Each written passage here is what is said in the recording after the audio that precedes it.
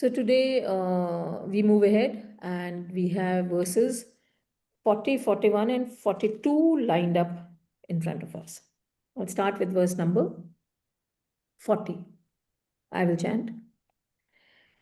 न तत्तस्ति पृथिव्यां वा देवी देवेषु वा पुनः सत्त्वं प्रकृतिजैर्मुक्तं यदेभिः स्यात्रिभिर्गुणैः. So the verse translates to, there is no being on earth, nor even in heaven, among the gods, who is liberated from these three gunas, born of Prakriti, matter. So let's take this up word by word. Na, not, tat, that, asti is, prithviyam, so prithvi is earth, prithviyam becomes on earth, va or divi in the heavens, deveshu among the gods, va or punha again, sattvam is being, existing, prakriti jay, so prakriti is nature, jay is born, so prakriti jay becomes born of prakriti or matter, muktam liberated, freed, yat that which, abhi from these, syat is, tribhi the three, guna is the qualities. So there is no being on earth, nor even in heaven among the gods who is liberated from these three gunas born of Prakriti. So let's chant together. Na तदस्ति tadasti prithivayam va दिवि deveshu देवेषु va वा पुनः punah सत्त्वं sattvam prakritijaymuktam प्रकृतिजैर्मुक्तं यदेभिः स्यात्रिभिर्गुणः. यदेभिः So, with this verse, with the 40th verse, we are actually concluding our personality, the understanding of our personality as a composition of the three gunas, tattva, rajas, and tamas. And the last set of verses that we have revised talked about Sukh. But since the beginning of the chapter, I mean, we have been actually talking about classifying various aspects of our personality under the three gunas, sattva, rajas, and tamas. So, how I mean, how is this reflected? Because when we contact the world of plurality, uh, through our sense organs and our organs of action, the three gunas affect both our personality structure and also our individual behavior. So, when we discussed categorized the sattvic, rajasic, and tamasic application towards our gyan, knowledge, karm, action, and karta, actor. So this was verses number from 19 to 28. We talked about the three factors, how sattva, rajas, and tamas affects our knowledge, action, and actor. And these are the three factors that constitute all impulse of actions: the knowledge, the actor, and the action. Then from verses number 29 to 39, we talked about how sattva, rajas, and tamas is manifested in our buddhi, intellect, dhriti, steadfastness, and sukh, happiness, or the force or the motive for all action. And this not only propels our activity, but controls, directs it towards the goal that we have set and the resultant joy that we derive from the action. So, all this is to enable us to understand ourselves, our dashboard, as we talked about, which is telling us that what mode are we working in. So when the dashboard of the car is telling you that you're low on fuel or the engine is heating up, accordingly you take corrective action or preventive action at times, maybe when you send the car for servicing. So, this is our dashboard, which is telling us what mode are we functioning in. So, this is a guide. The classification is a guide for us to know our structure, where we stand vis-a-vis our inner nature and what we are manifesting out in the world. So, it helps us self-analyze, and we have been reading that we are composed of the three gunas in different proportions. And the option is to convert from the lower guna and move to higher guna. And but to do that, so like if you want to go to Chandigarh, let's say, first of all, you need to know where are you. I mean, are you in Delhi? Are you in Noida? Are you in Banaras?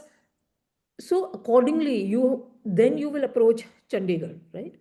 So the most important thing that we need to know is where are we, how much of sattva, rajas, and tamas we have with respect to the various parameters with which we are functioning in the world.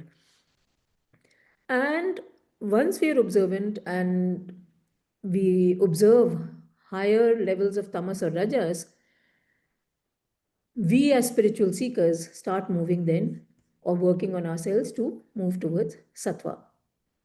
And this, what happens is, as the tamas and rajas decreases and our sattvic content increases, the world automatically appears to be more serene and poised. Again, another thing that we must always remember is this classification is only to be used on ourselves and not to judge others. So, we should avoid making remarks that that neighbor of mine is very sattvic or very tamasic. No, that's not the purpose. We should know how tamasic or rajasic we are. It's not to judge others. We don't know everything about everyone, and who are we to judge? Now, what the verse is saying is that no organism in the world or even in the heavens, which is the residence of the gods. So, where we, in the Indian mythology or Indian scriptures, we talk about Indra and Varun, etc. So, all the resident, even in these heavens, the residents of the heavens of the gods, so no one is free from the influence of these three gunas. The three gunas are in the material realm. Okay? So the three gunas exist in all the living creatures and even in the gods. The interesting part is that no two creatures react to the world outside in the same fashion because the proportion of the three gunas in them is different. So, even let's take an example here. Suppose there's a flower. I see a flower. Okay. All of us will react to it in a different way.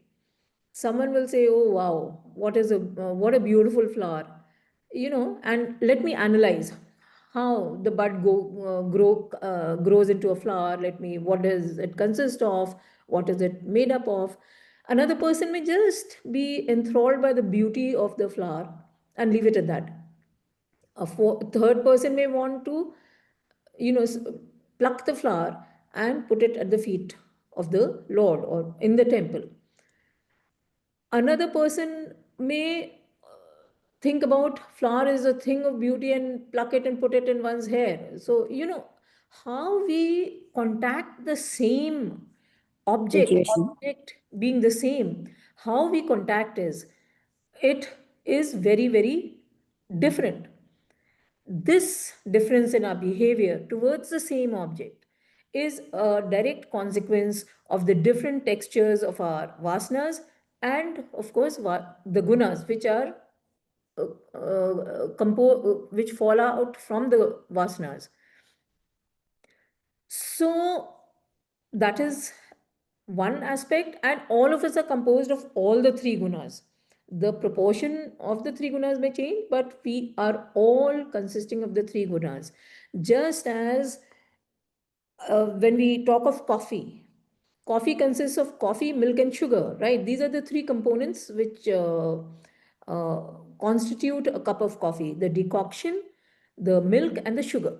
Now, how a consumer or a client or a person wants to have it differs from the choice of the person. I mean, is based on the choice of the person. So you may just have black coffee with sugar, without sugar, little bit of milk, no milk, etc. So the cup of the coffee changes according to the proportion of the various elements that you have. So even in our personality, overall, at times there is a preponderance of one guna over the other in our individual behavior.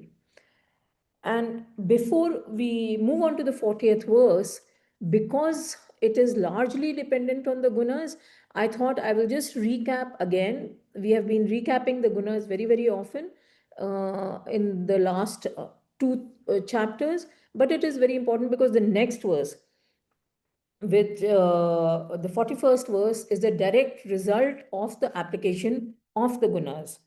So, gunas is the classification of vasanas. This classification exists all over the world, and actually not only in humans but also the plants and the animals kingdoms also have exhibits these gunas. However, we'll restrict our discussion to the humans. So the gunas, this classification exists over the universe, across the universe. It is just that our sages, the Indian sages, systematized this and established a classification for smooth and well-ordered life where all got a chance to contribute to the society and earn a living. So the first time we came across the gunas was in chapter 3 verse number 5. We talked of the three gunas, tamas, rajas and sattva. And the verse said that we are all a combination of these three gunas, and we have the option of converting the lower guna to the higher guna. Of course, as we just discussed, we should know where we are. Then in so verse number chapter 3 verse, if you remember, karmyog. Then I'm pointing out some specific verses. You can go through the Bhagwad Gita and pick out more and share with us in the across the next few sessions. In chapter 7, the Jnana Vigyan Yoga, verse number 12 clarified that whatever natures that are there, sattvic, rajasic, and tamasic, know these as from me. That means the Paramatman alone. Paramatman is not in them, but the gunas are in the Paramatman, implying that the pure consciousness or that Brahman, Paramatman, God is the source of the three gunas and therefore supports both the internal temperament and our external activities. But despite the projection of the three gunas and the worldly experiences that we experience, Paramatman itself is unaffected. Just as the ocean water gives rise to the waves due to maybe breeze or storm, so the waves are in the ocean, but the ocean is not in the waves, right? So that we have to assimilate. And the waves are limited by birth and death. The ocean is unlimited without birth and death, is always there. So, similarly, beings are limited by birth and death, but Brahman, God, is unlimited and neither is born nor dies. So, and the waves are disturbed. I mean, they're caused by the disturbance of the water, the surface of the water, but the ocean per se is calm. Similarly, the world may be disturbed or agitated, but Brahman is ever peaceful and blissful. And Brahman consequently remains unaffected by the qualities and properties of the world that it projects. So, Brahman manifests the three gunas in the world, but Brahman itself, Brahman, God, Paramatman, they are all synonyms. So God himself does not have a guna, it is immaculate. I mean, so many examples that we have been discussing in and through our sessions. The fuel example, the fuel being the same, it has no desire to go anywhere, but without the fuel, and you can also consider electricity here because we have electrical vehicles now. So the fuel or the electricity is the prime mover of the vehicles, and the performance of the vehicle depends upon the engine capacity and the skill of the driver. But the fuel per se does not want to go anywhere or has any desire. And then, of course, in chapter 14, the Gunatraya Vibhagyu, we had discussed the gunas into great detail, and the modes of material nature and how they govern our behavior. So, and how the gunas actually bind us to the future births and deaths. So, with these three parameters, the gunas, sattva, rajas, and tamas, the Indian sages have brought the entire humanity under a fourfold classification.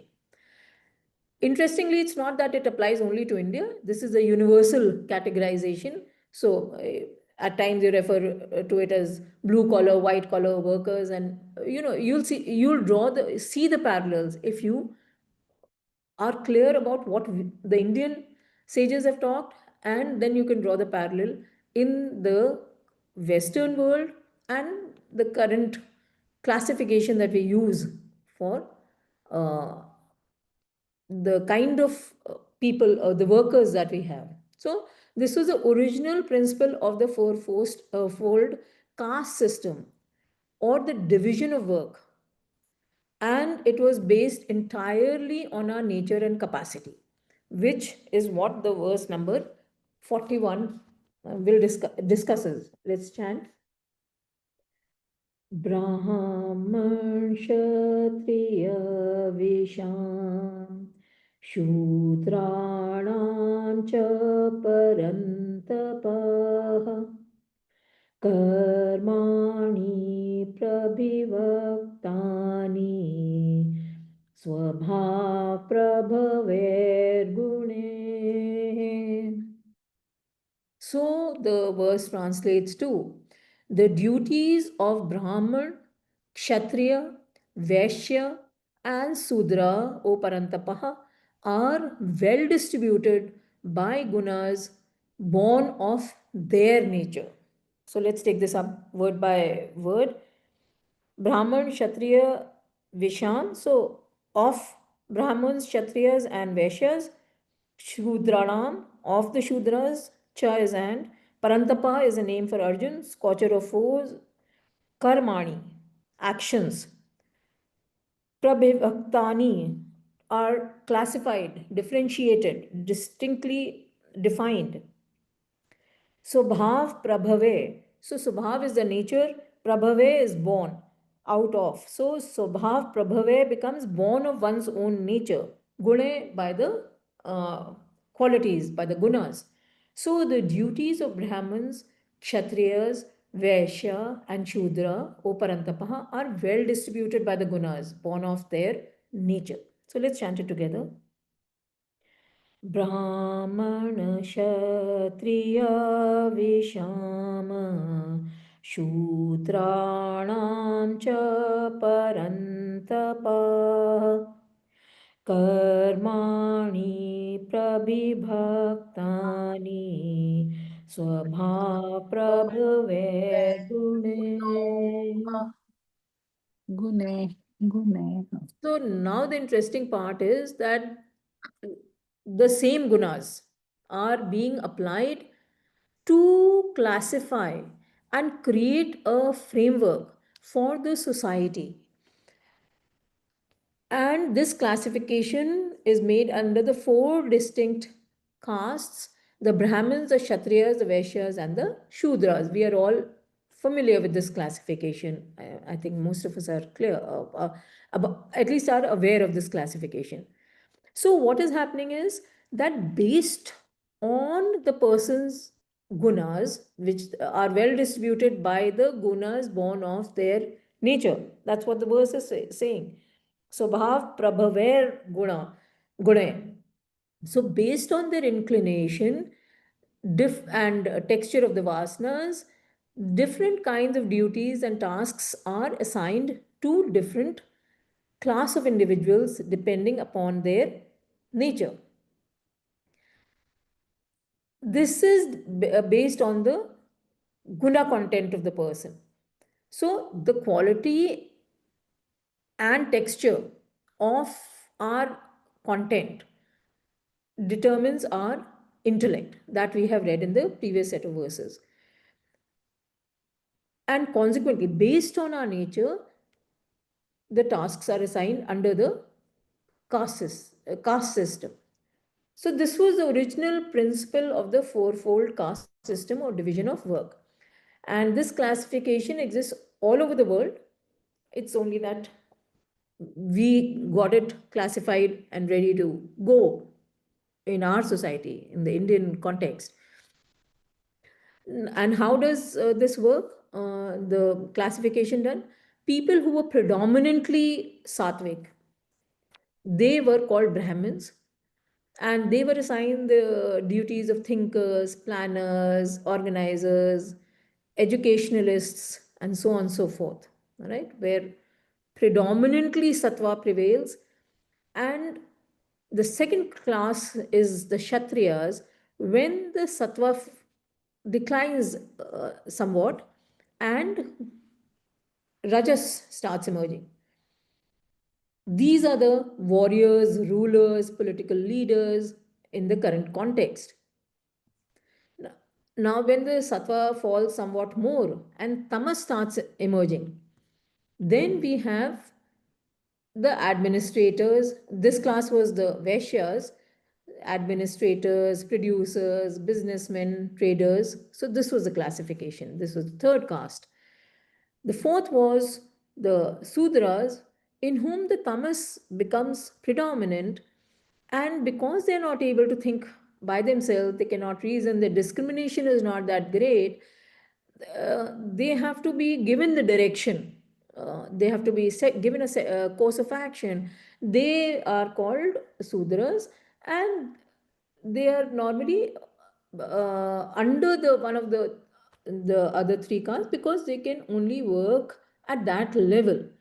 So they serve the other three classes. So this is broadly the fourfold caste system.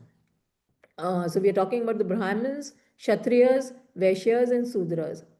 So, what we must understand, and also when we interact with people who say, who talk about this caste system, we should be clear this is the logic for having the caste system. This was the basis of the caste system, our natural tendencies. So, it was very much possible for a Kshatriya to have uh, a progeny, which some of them who were Brahmins, maybe some were Sudras, depending upon the person's inclination, the child's inclination. And so, and even within the caste, you have so many sages who were actually Kshatriyas. And Vishwamitra, I think, was essentially a Kshatriya, and who after penance became Brahmin, and therefore he was prone to such violent temper. I mean, he would, the temper was still not under control, you see, which is a very Rajasic property, symptom. Now, unfortunately, in the Indian context, over centuries, this caste system was linked to birth and not to the gunas, because what happens is that actually, if you link it to the gunas, to maintain a high caste, you have to put in a lot of self effort, right? So if you are a Brahmin and you want your child to be a Brahmin, the child should have that kind of capability to be a Brahmin. So that means inclination towards knowledge, contemplation, and so on and so forth, which the child may not have. But the people, the Brahmins, did not want to forego the perks that came with being a person of that caste, you see. So they linked for their benefit. So actually, normally it's the higher caste who's linking it to the birth, So it got linked to the birth in the Indian context. But we must appreciate that was the not the original system of the original basis for the caste system. So also, if you see around the world, I think this is one of the major reasons why we have so much of unrest. So if you are a doctor, you want your children to come into the same field. If you are an engineer, you want your children to come into the same field. Similarly, an architect, a lawyer, and so on and so forth. Or a business house, I mean, for that matter. So we want our children to hold the fort after we are gone.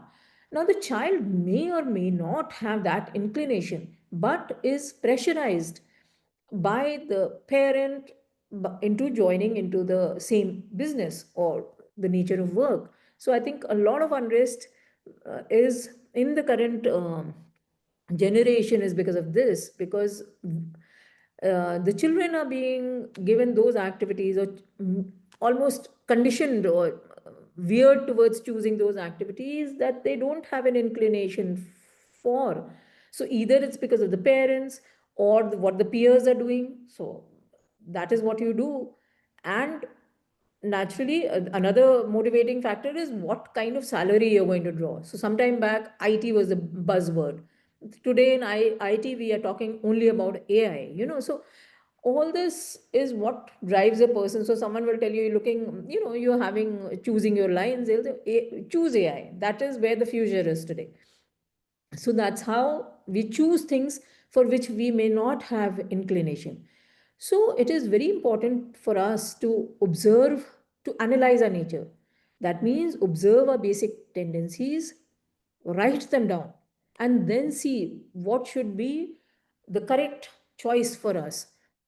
And so align a field of activity with this, or in short, do something that we like to do. So if you have an artistic inclination, there's no point being a coder developing software.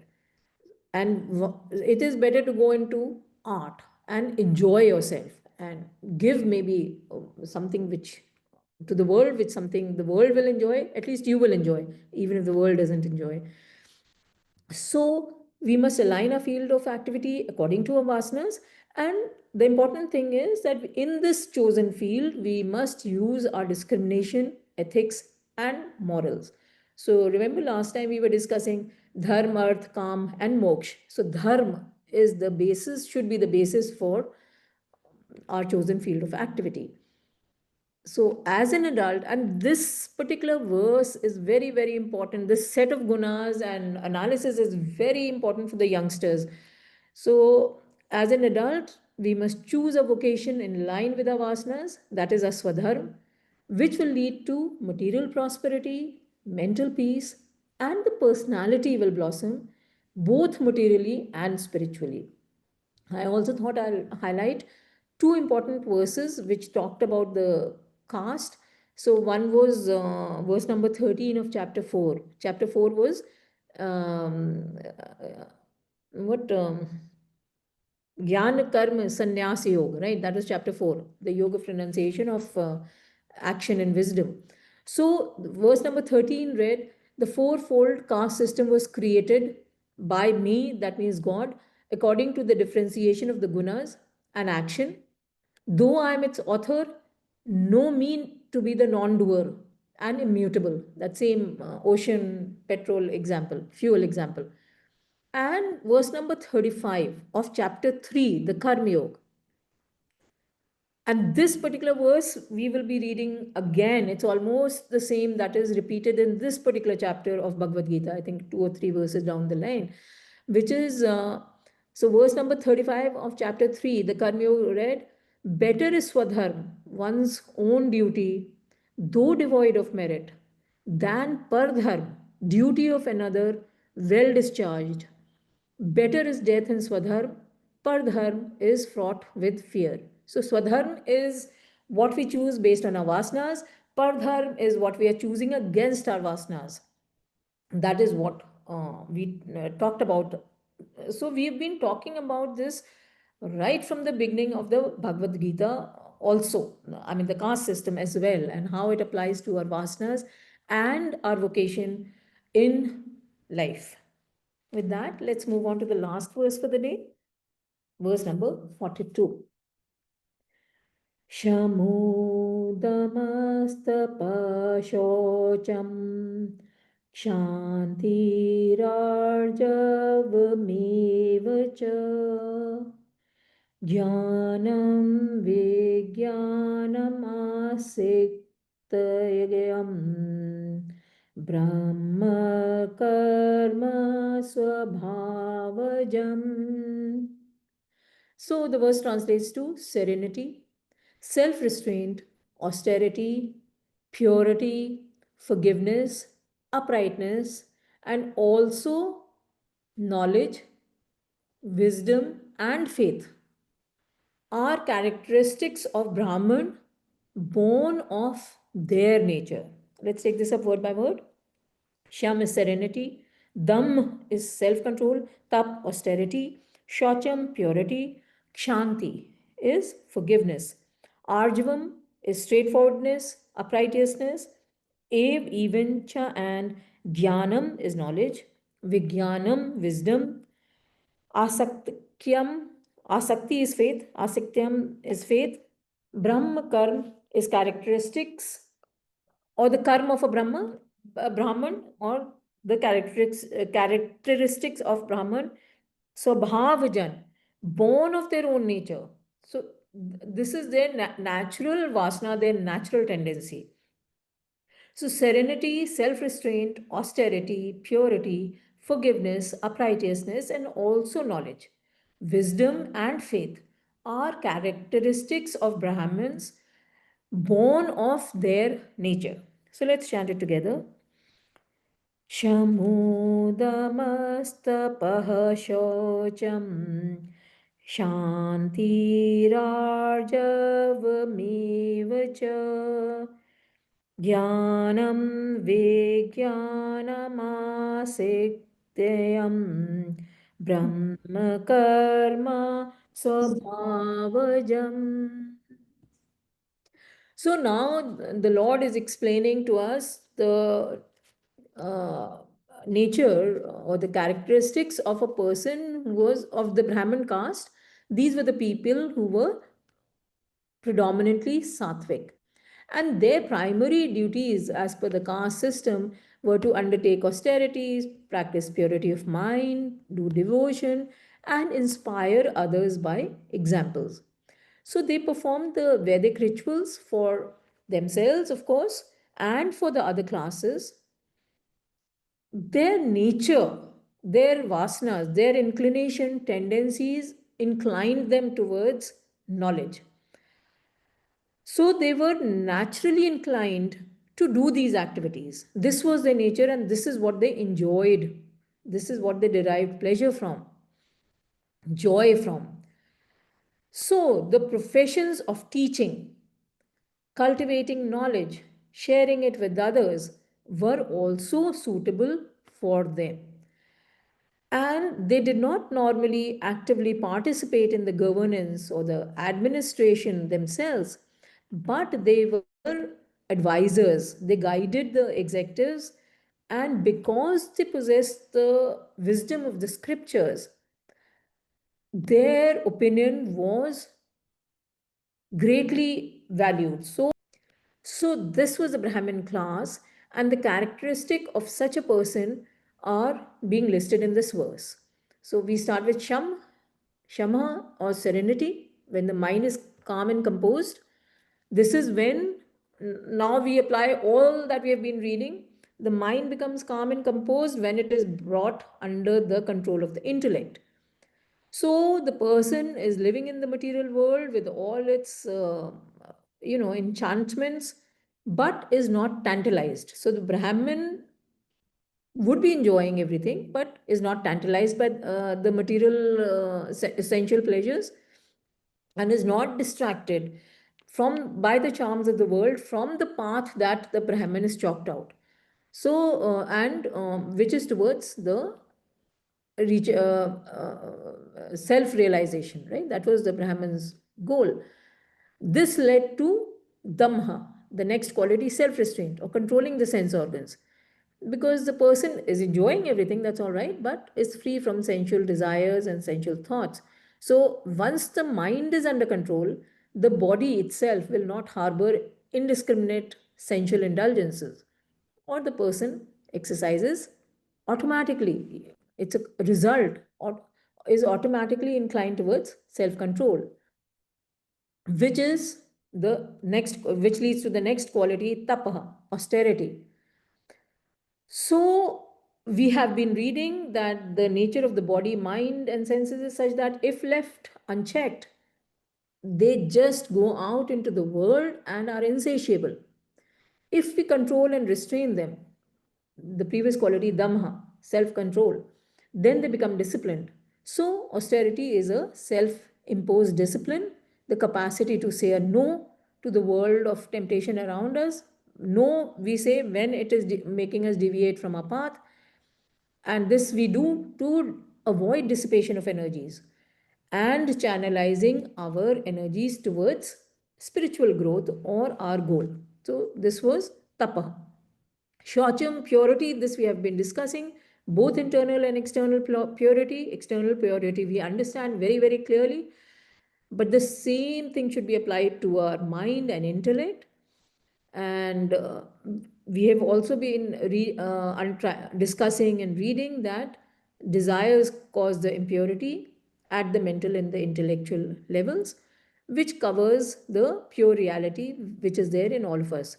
So, a Brahmin understands the nature of desires and is careful that they do not multiply, and therefore works towards reducing them.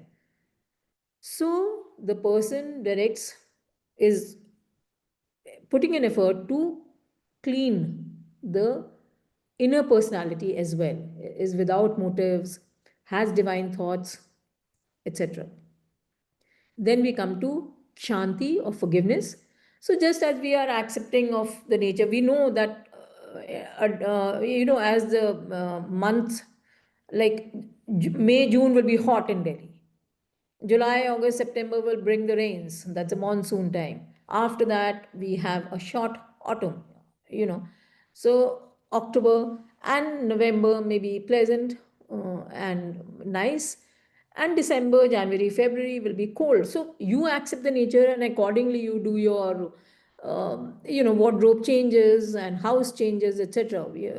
So, just as we are accepting of nature, plants, animals, and also children, we accept them and we have a mature attitude towards the infants and babies. We don't keep complaining, okay, why has it become hot now, why has it become cold, or why a baby is crying. We handle them. We know that these are the things that will happen, so we know how to contact the nature, the animals, and children. Similarly, a Brahmin extends the same logic to other individuals or humans too, and forgives them for their childish infatuations, desires, and behavior, and therefore is forgiving. Arjvam is when we, or straightforwardness, uprightness, when we work without motives and work from the level of our conscience, which is telling us what is to be done and what is not to be done, or when we are true to ourselves. When we follow our conscience, our conviction, we lead upright, simple, truthful lives. Now, the interesting construct is so end of the first line, me vacha, jnanam. So he's saying, and also, right? And also, or even additional qualities which are there for a Brahman is jnanam vigyan, knowledge and wisdom. So, knowledge is what? Knowledge of the scriptures, what is being told to us by our gurus, that is knowledge. Or let's say bookish knowledge is, so that was gyan. If you remember, we had discussed this in detail again in chapter 4 and 5 when we had talked what was knowledge and what was wisdom. Wisdom is essentially when this knowledge is converted or is imbibed in our personality. That means we start living that knowledge, then it is wisdom. So the Brahmin possesses both the knowledge of the scriptures, of the our great texts, and also wisdom or vigyan, which is he lives the knowledge that he or she has acquired and read. Asakti is faith. This is an essential prerequisite for a person who is in the field of devotion, because we are trying to reach that Paramatman, that infinity, through our finite equipment. So it is only with faith or asakti that we can penetrate into the unknown, a belief that there is a greater power, something which maybe we cannot logically explain today, but that is the only faith that will help us progress on our spiritual journey. So, with that, I will conclude the session, but I have a let me stop the recording.